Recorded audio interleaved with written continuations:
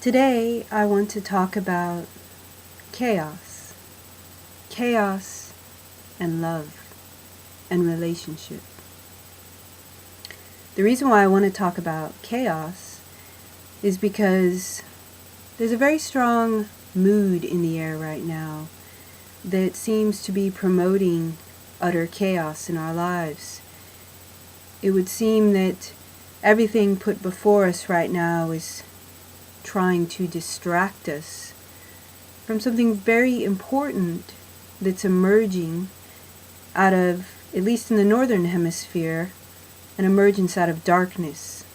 And most would believe that out of darkness would be chaos, or in the light, chaos.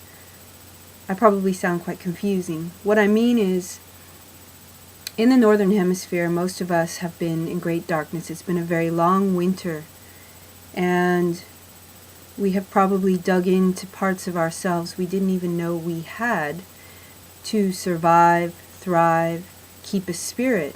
And now it's March, and it's spring, and the air is filled again with smells, wonderful sounds, a secret quiet rhythm that always returns, and with that, obviously, the idea of hope comes back to us.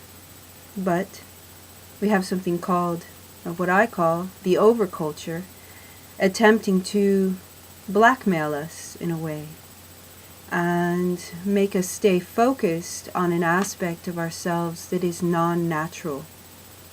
And what I mean is, being on Facebook, Twitter, the news, the radio, I always talk about those aspects of our lives, trying to distract us from inside ourselves a kernel of hope, a small flame that we have kept going during a great time of interior work. I mean interior because after all this darkness, you can see something inside yourself that you can only see when the light returns. Today, I was out in the sun, and it was wonderful. You feel great gratitude after a journey into the great dark soul of death in nature. And it's, I believe, been very hard for all of us to experience that because we have been very removed from that, especially in the last decade, but obviously I could say in the last 50 years, the last 200 years, the Industrial Revolution's destruction of our relationship with nature, especially our magic relationship with nature, which is that when we are in dialogue with nature, we're in dialogue with nature with ourselves, we're in equalness to it, we change. And as I said earlier, I want to talk about chaos, but I also want to talk about love. And love, of course, always brings up the theme of relationships. But I'm going to talk about relationship as its own person. In the world that we live in, if we don't like something, we remove ourselves from that relationship because it's bad for us, it's negative, it's toxic. However, when you remove it, you replace it with something else, or you don't. Most people fill the gap up very quickly, especially if we've been deeply hurt.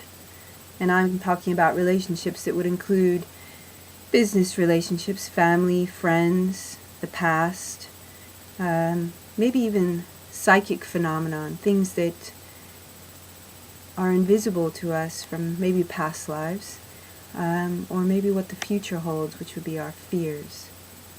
But the reason why I want to talk about the relationship part and not filling up the gap, what I mean by that is that we need to leave an empty space.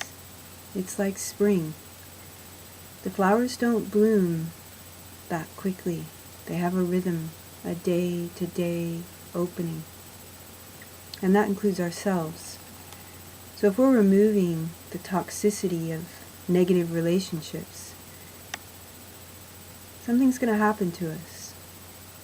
I wouldn't be too quick to fill it up with positivity, but just be in a still point. The way nature is. Nature moves through still points. It reaches its culmination of abundance. I'm sure we can remember during the winter, when the winter was at its height of darkness, and it seemed to hug us and hold us in a place which we couldn't always escape, but we had to be in relationship with. And once we were in relationship with, it couldn't harm us. It couldn't make us feel down. We knew that there would come a time where it would end. So then we're talking about cycles. If we do not deny the cycles or the relationship and its peaks and troughs, its beginnings and endings, we begin to have the build of a history inside ourselves, like chapters in a book, like stages in history. We have chapters, and depending on what you believe in, if you believe that every day is a form of eternity, that every day has a dimensional quality, then you're going to see very clearly the infiniteness of relating. We often think of relationships as just relating to singular people, but in fact you're relating to whole worlds. I'd like to say people are galaxies for all that we think, because if we're relating to each person as a galaxy, as an infinite aspect, even of ourselves, of a mirror, it's like walking into a mirror and pushing the door open further and further, and you suddenly see so many reflections. We begin to see relationship is reflection. So, we'll go backwards now to chaos. Chaos, many believe the universe was born of chaos. And over time that's been presented to us with a great fear because we don't control it. But there was a time when our relationship with nature was not about control. It was about equality. We were at one with it. We were not separate from it, and we didn't want to dominate it. Now, the world we live in right now, the major topics of the world are really about nature. Water, air, land, oil. These things are all over the news. And the cost of food, our nurture part of ourself is being tested right now. So these are big themes coming into the spring, coming into the new beginning, the turn of the equinox that has come for so long in the history of the world. And we participate in that. And I think right now, the name of the game is playing your part includes a still point. To not be drawn into the chaos of negativity and the chaos of distraction. But there is a right chaos, and that right chaos is one of joy. And I think if we're not fearful of seeing it everywhere, through your human eyes, through your loving eyes, through your in relationship eyes, you will be moved to tears. You will be so flattered, so grateful to be alive today for another spring, for another year, another world. And that part is so, so special. And if in this moment we're thinking still point, chaos. It's out there, or is it inside us? There's probably a lot of chaos inside us coming out of the winter as well, that maybe there's just too much to see, or know, or you just can't wait for that light to return, maybe to distract you from it all. But you know what? There is something that's happening to all of us, because as we begin to relate to each other and sense, as I've said in prior talks, of being worked on in the sense of distracting you from your goal here, why you're here, what you have to say to the world, to those around you. And when I say the world, I'm really talking about your world, my world. Our day-to-day life is a whole universe, and it's valid and important, and it's completely heroic, depending on how you use it. But we individually make up the whole world, so therefore we affect what's around us, what we type to people.